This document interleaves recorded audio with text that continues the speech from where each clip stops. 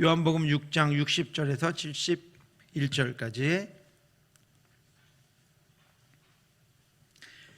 저 한 절씩 교독하시겠습니다. 60절부터 71절까지 한 절씩 교독하도록 하시겠습니다. 제자 중 여럿이 듣고 말하되 이 말씀은 어렵도다. 누가 들을 수 있느냐 한대.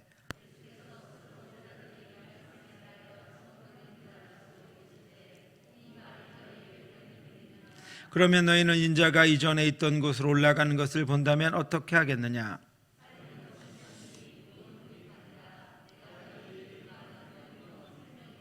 그러나 너희 중에 믿지 아니하는 자들이 있느니라 하시니 이는 예수께서 믿지 아니하는 자들이 누구며 자기를 팔 자가 누구인지 처음부터 아심이로라.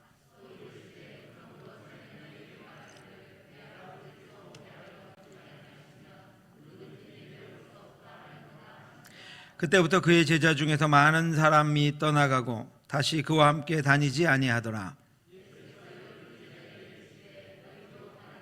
시몬 베드로가 대답하되 주여 영생의 말씀이 주께 있사오니 우리가 누구에게로 가오리까?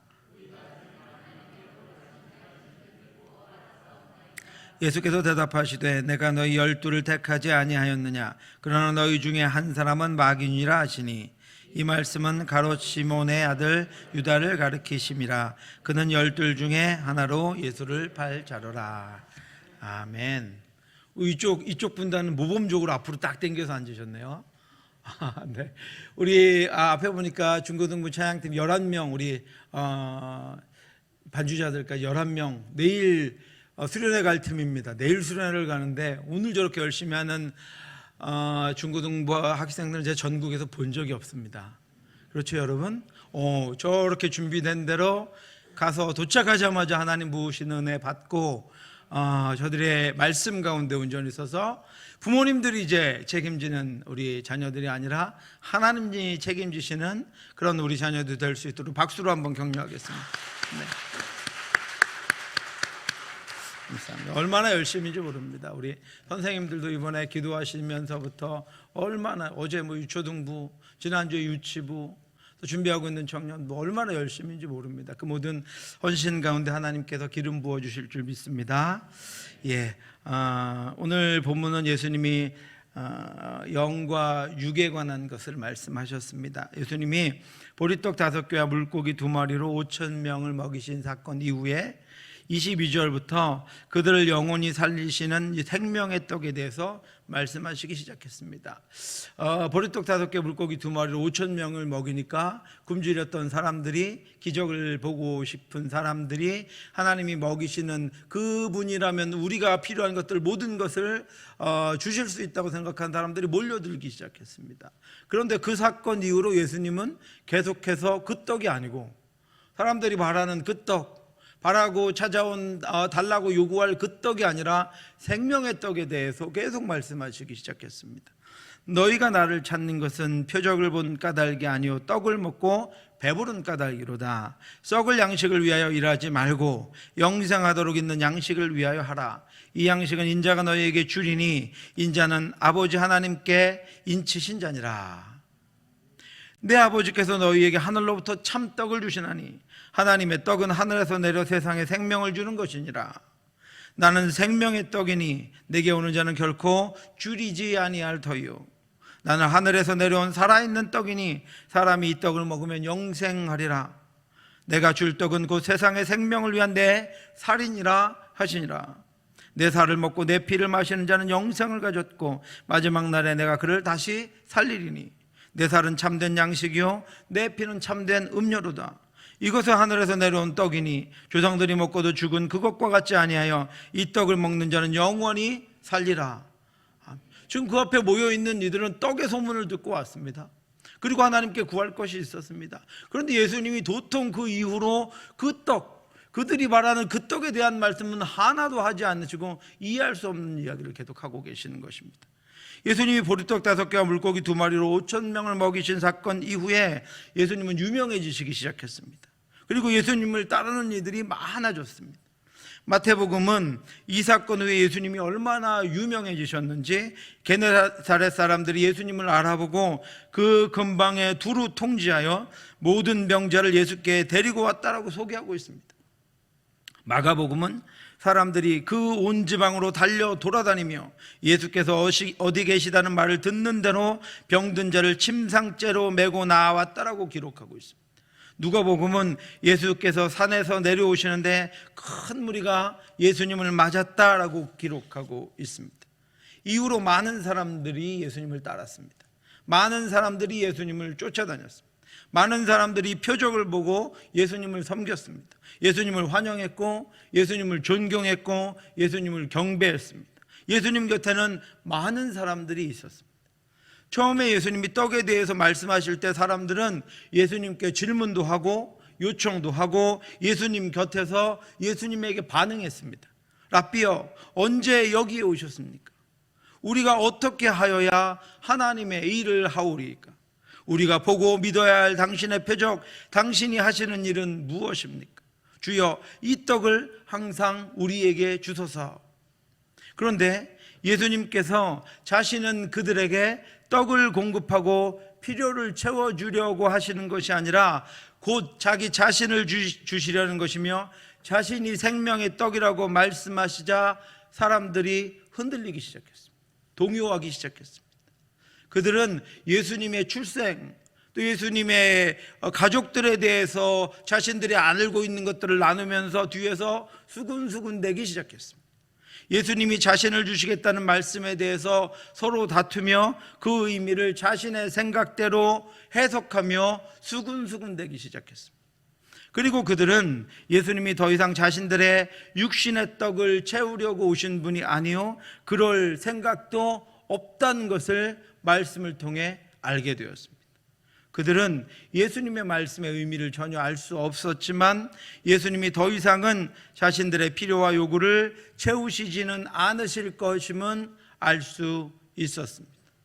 오늘 본문은 예수님의 말씀의 참뜻, 예수님이 육신을 입고 이 땅 가운데 오신 참된 의미를 깨닫지 못한 이들이 더 이상 자신들의 육신의 욕구와 욕망, 필요와 갈증을 채우지 못하실 분임을 알게 된 것에 대한 각 무리들의 반응을 우리에게 보여주고 있습니다. 60절입니다. 제자 중에 여럿이 듣고 말하되 이 말씀은 어렵도다, 누가 들을 수 있느냐인데, 여기서 어렵다라고 하는 의미의 단어는 난해하다, 기괴하다, 해석하기 쉽지 않다라고 하는 의미보다는 이런 뜻을 가지고 있습니다. 귀에 거슬린다, 불쾌하다, 불편하다라는 뜻에 더 가깝습니다. 그들에게 이 예수님의 말씀은 이해하기 어려운 것보다는 자신들의 생각으로 받아들이기가 어렵다라고 하는 것입니다. 받아들일 수가 없다, 그 말씀을 듣는 것이 불편하다라고 하는 것입니다. 그들에게 예수님이 하늘에서 내려온 생명의 떡이라는 말씀은 그들이 받아들이기가 어려웠습니다. 그들은 예수님 자신, 영원한 것이 필요하기보다는 육신의 떡, 삶의 요구가 더 절실했기 때문입니다. 예수님이 나의 것을 얼마나 채워줄 수 있는 능력이 있는가? 예수님이 나의 것을 얼마나 채워줄 수 있는 마음이 있는가? 그것을 채워주기에 나는 그에게 어떤 의미가 있는가? 그가 나의 것을 과연 채워줄 수 있을까? 이것에만 관심을 가지고 있었습니다. 그들은 예수님이 자신들에게 무엇을 주시기 위해 오셨다라고 하는 그런 문제보다 자신들이 예수님에게서 취할 수 있는 것이 무엇인가 하는 것에 더 관심이 많았습니다. 예수님이 나에게 무엇을 주시기 위한가라는 것에는 관심이 없었습니다. 예수님이 나에게 주시려는 것이 무엇인가 하는 것에 대한 관심은 없었습니다. 예수님이 하나님의 아들이라면, 예수님이 메시아라면 그 전능하신 분에게 요구해야 할 것이 그들에게는 너무나도 많았기 때문입니다. 그들은 자신들이 듣고 싶은 말이 있었기 때문에 예수님이 들려주시는 말씀 따위에는 관심이 없었습니다. 이 말씀은 그들이 예수님의 말씀을 이해했느냐 또 이해하지 못했느냐라는 것을 말하려고 하는 것이 아니라 선택받은 사람과 선택받지 못한 사람, 예수님이 택하여 불러 모으신 사람과 스스로 무엇을 얻기 위해 쫓아온 사람, 예수님의 제자들과 예수님께 무엇이 필요해서 쫓아온 무리들이 어떻게 구별되는가 하는 것을 보여주는 것입니다. 예수님은 그들을 출발점과 반환점의 경계선에 세우신 것입니다. 그리고 그들을 구별하셨습니다. 무리들에게 이 말씀은 그들에게 반환점이었습니다. 그들은 예수님에게 더 이상 자신들의 채울 것이 없음을 보고 나서 자신들의 삶으로 다시 돌아가는 반환점이 되는 말씀이었습니다. 제자들에게 이 말씀은 출발점이었습니다.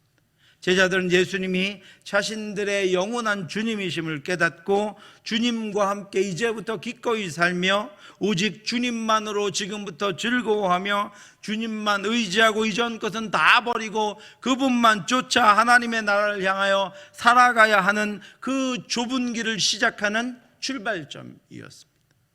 예수께서 제자들이 이 말씀에 대하여 수군거리는 줄을 스스로 아셨습니다. 그리고 여기서 스스로 하셨다는 말은 속으로 다 알고 계셨다라고 하는 것입니다. 그리고 그들을 향해서 이렇게 말씀하셨습니다. 이 말이 너에게 걸림이 되느냐? 그러면 너희는 인자가 이전에 있던 곳으로 올라가는 것을 본다면 어떻게 하겠느냐? 예수님이 떡을 주시면서 내가 생명의 떡이다, 내가 하늘로부터 온 생명의 떡이다, 내가 영생을 줄 떡이다 라고 말씀하시는 것을 믿지 못하니까 예수님, 그럼 내가 여기서 부활해서 하늘로 올라가면 너희가 내가 한 말을 믿겠느냐, 이렇게 말씀하시는 것입니다. 주님은 그렇다 한들 그들이 믿지 않을 것임을 알고 계셨습니다. 그들에게는 영원을 사모하는 마음도, 영혼에 대한 것에 관한 관심도 없었기 때문입니다. 살리는 것은 영이니 육은 무익하니라. 내가 너희에게 이른 말은 영이요 생명이니라. 살리는 것, 생명을 주는 것은 성령입니다. 육은 생명을 살릴 수 없습니다. 육은 생명을 연장할 수 있을지 모르지만 생명을 살릴 수는 없습니다. 그런 의미에서 육은 무익합니다. 예수님은 지금 생명을 살릴 수 없는 육을 이야기하고 있는 것이 아니라 생명을 살리는 영을 말씀하고 계시는 것입니다. 예수님은 지금 생명을 살릴 수 없는 육신의 양식을 이야기하고 있는 것이 아니라 생명을 살리는 영생의 떡을 말씀하고 계시는 것입니다. 그러나 그들이 바라는 것은 육신의 양식이었습니다. 그들이 이곳저곳으로 예수님을 쫓으며 구하고 있는 것은 썩어질 육신을 채울 양식, 인간 욕구의 유한한 필요들을 요구하고 있는 것이었습니다. 그래서 그들에게는 주님의 말씀이 들리지 않았습니다. 언제 얼만큼의 떡을 더 주실 수 있는가, 언제 무엇을 주실 수 있는가 하는 것들을 그들은 기다리고 있었을 뿐입니다. 그들은 예수님에게 자신들의 허기를 채울 양식을 원했고, 곳간을 채울 재물을 원했고, 욕망을 채울 권력을 원했고, 육체적인 부족함을 메울 병고침을 원했습니다. 예수님은 굶주린 이들의 불행을 누구보다도 잘 알고 계셨습니다. 예수님은 가난한 이들의 절망을 누구보다도 잘 알고 계셨습니다. 예수님은 질병을 가진 이들의 절규를 누구보다도 잘 알고 계셨습니다. 그래서 예수님은 그들을 돌보셨고 사랑하셨고 불쌍히 여기셨고 채워주셨고 치료해 주셨습니다. 그런데 그들이 그 모든 것을 채우고 쌓으며 고친다 한들 영원한 생명이 그들에게 없다면 그들은 곧 다시 그들이 방금 나온 곳으로 돌아가 다시 그곳에 머물러야 하는 최악의 상태에 도달하게 될 것입니다. 그래서 이 불쌍한 영혼들은 영원한 생명, 영원한 양식으로 오신 예수님을 먼저 자신의 구주로 영접해야 했습니다. 그러나 그 영생의 양식이신 주님이 자신들의 눈앞에서 영원을 선포하고 계시고 그것을 주시겠다고, 내가 그것을 주기 위해 너희들 앞에 지금 왔다고, 육신을 입고 왔다고 말씀하고 계심에도 불구하고 그 의미를 깨닫지 못하고 무한하신 분에게 유한한 것을 구하며 영원한 생명의 양식이신 분에게 육신의 떡을 구하는 이들을 보며 예수님께서 탄식하고 계시는 것입니다. 오늘도 표적과 이적을 쫓으며 그것만을 구하는 이들이 있습니다. 오늘도 표적과 이적이 나타나는 곳에는 그것을 구하는 이들로 넘쳐납니다. 그러나 그들은 곧 경계선에 서게 될 것입니다. 그 표적과 이적을 통하여 예수님이 참 하나님을 이심을 깨달은 이들은 참 하나님의 자녀의 삶을 기꺼이 살아가게 될 것입니다.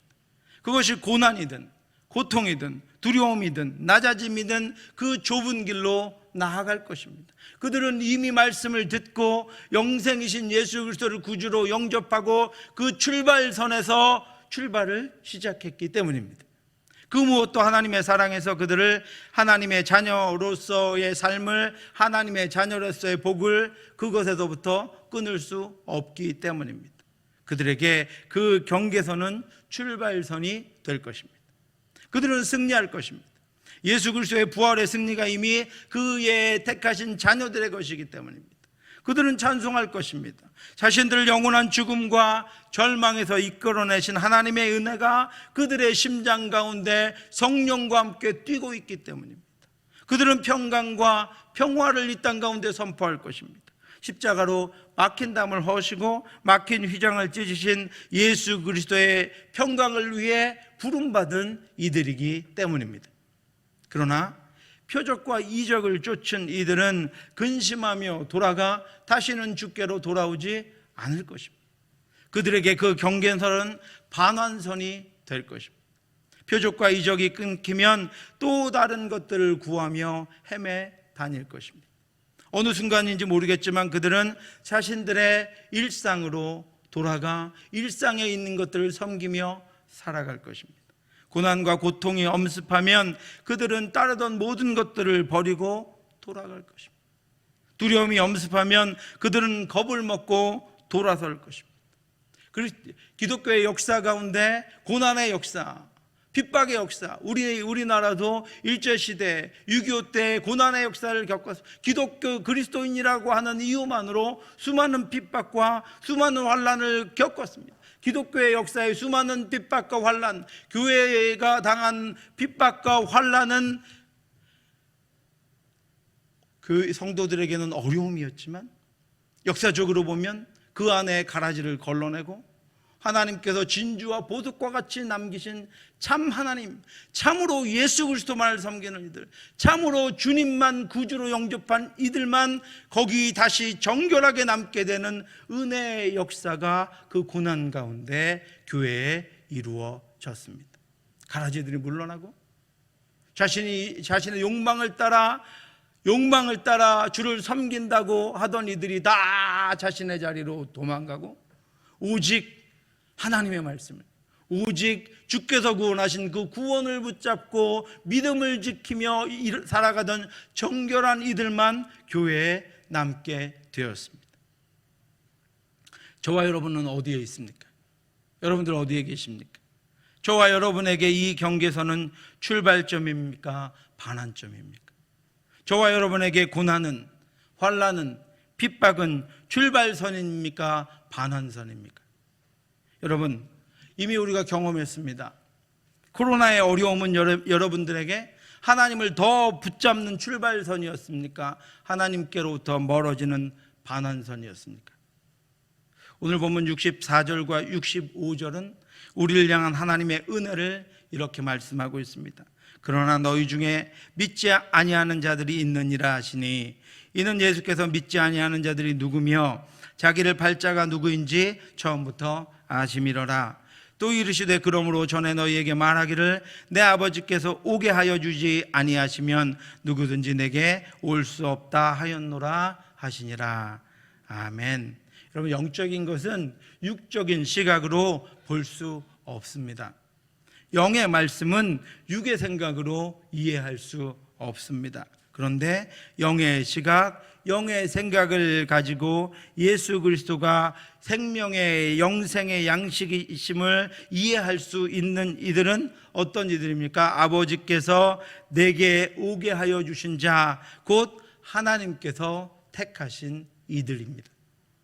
하나님이 택하신 이들만 하나님의 말씀을 알 수 있고 예수 그리스도를 구주로 영접할 수 있고 하나님의 자녀가 될 수 있고 하나님의 말씀으로 살아갈 수 있습니다. 예수 그리스도가 저와 여러분들의 구주이심을 믿으십니까? 아멘. 예수 그리스도가 저와 여러분들의 생명의 양식이심을 믿으십니까? 아멘. 나는 생명의 떡이니 내게 오는 자는 결코 줄이지 아니할 것이요 라고 말씀하신 그 예수님의 말씀이 믿어지십니까? 아멘. 그 예수님의 말씀을 믿는 자는 하나님께서 택하여 하나님의 자녀 삼아 주신 자입니다. 오병이어의 기적을 체험한 이들이 참 하나님의 아들 예수 그리스도를 보았던 이들이 그들이 가지고 있지 못했던 영생의 눈이, 영의 눈이 저와 여러분들에게 환하게 열려 있는 것은 저와 여러분의 노력 때문이 아니라 하나님의 전적인 택하심과 은혜 때문입니다. 여러분, 그들은 먹고도, 그들은 보고도, 그들은 예수님의 말씀을 직접 듣고도 믿지 못했는데 저와 여러분은 말씀을 듣고 믿고 있으니 이것이 하나님의 택하심의 증거요 하나님의 은혜의 선물이 아니고 무엇이겠습니까? 이것을 어찌 병고침과 비기겠습니까? 이것을 어찌 수십억 재산과 비기겠습니까? 이것을 어찌 곧 사라질 권력과 견주겠습니까? 큰 죄에 빠진 나를 주 예수 건지사 그 넓은 품에 다시 품으신 은혜는 저 바다보다 깊고 저 하늘보다 높다. 그 사랑 영원토록 나 찬송하리라. 날로 더욱 귀하다. 날로 더욱 귀하다.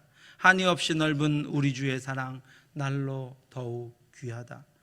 아멘. 우리가 하나님 예수 그리스도를 믿고 난 후에 우리의 모든 것들보다 하나님의 교회, 하나님의 사람들, 하나님이 주신 사명들을 더 귀하게 여기며 더 하나님 앞에 헌신하며 더 하나님 앞에 보여드릴 것이 많을 것 같지만 우리는 시간이 지나며 믿음이 더해가며 우리가 하나님을 섬기는 그런 경험과 하나님 앞에 있는 시간이 더 많아지면 많아질수록 나는 연약하고 나는 부족하고 나는 보잘것없고 나는 아무 공로 없고 하나님의 은혜만 날로 더 귀해지고 하나님의 사랑만 날로 더 귀해지고 나를 사랑하시고 놓지 않으시고 붙잡고 인도하시는 그 하나님의 능력만 내게 더 귀해지고 사랑스러워지고 고백되어지고 경배할 수밖에 없게 되는 것입니다.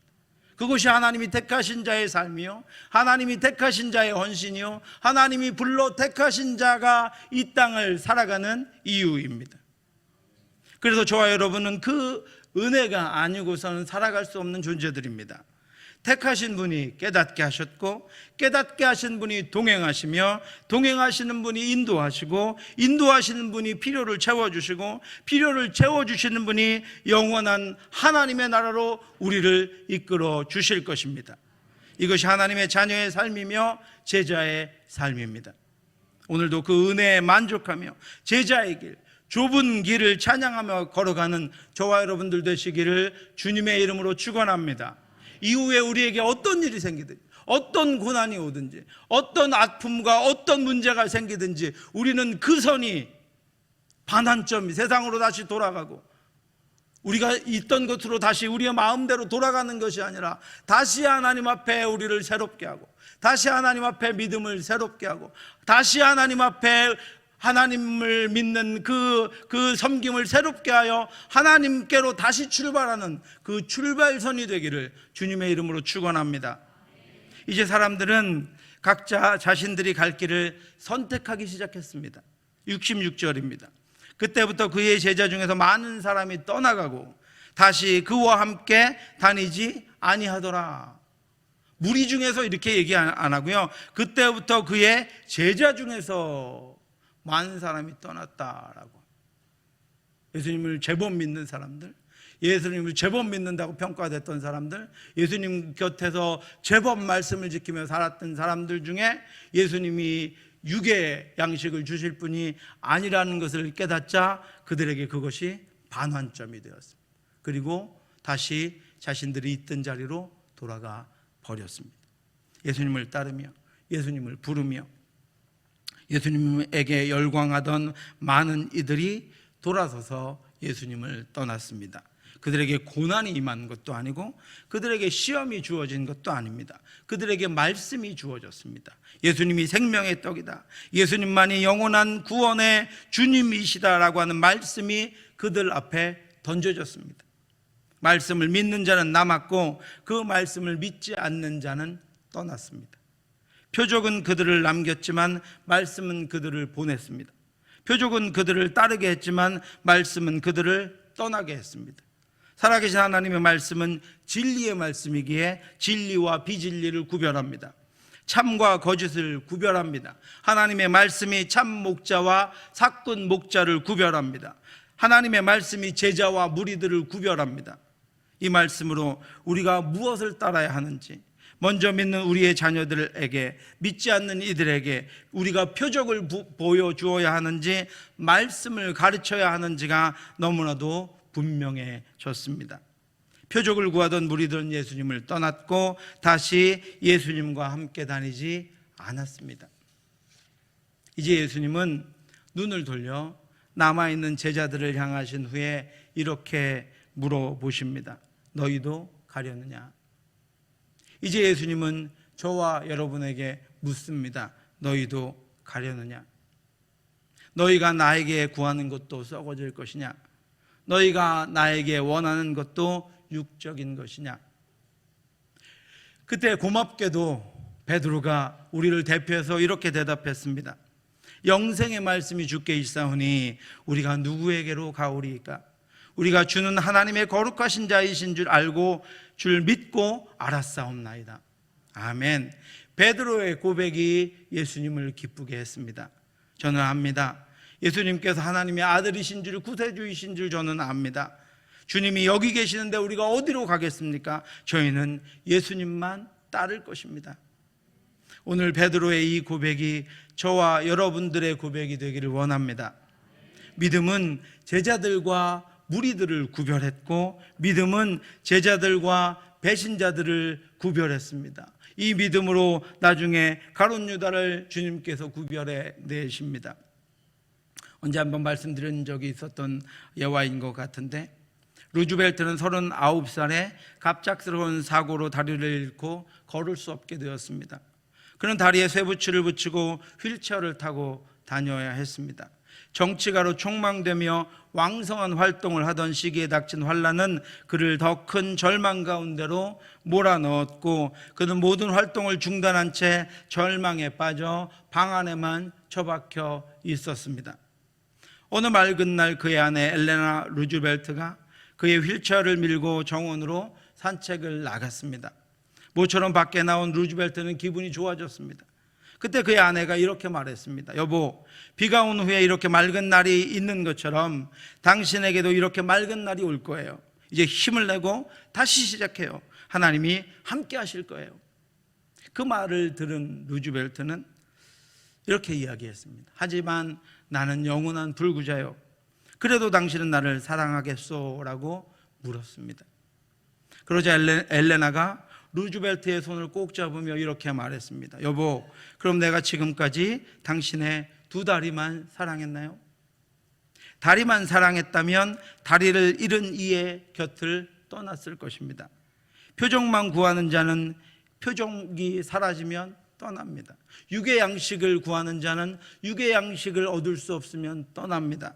그러나 하나님의 하나님 되심을 믿는 자는 그 영원하심이 존재하는 한 그 믿음이 변치 않을 것입니다.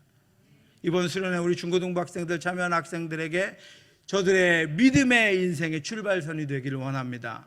우리 유치부, 유초등부, 청년부, 청년까지 우리 주일학교 학생들에게 이번 성경학교가 물로 포도주를 만드신 하나님, 예수 그리스도, 빈 독을 넘쳐흐르는 독으로 만드신 예수 그리스도의 변화의 능력이 임해서 이제까지 살아온 그 모든 것들보다 하나님 앞에서 말씀으로 출발하여 하나님께서 원하시고 기뻐하시는 것으로 나아가는 출발선이 되기를 주님의 이름으로 축원합니다.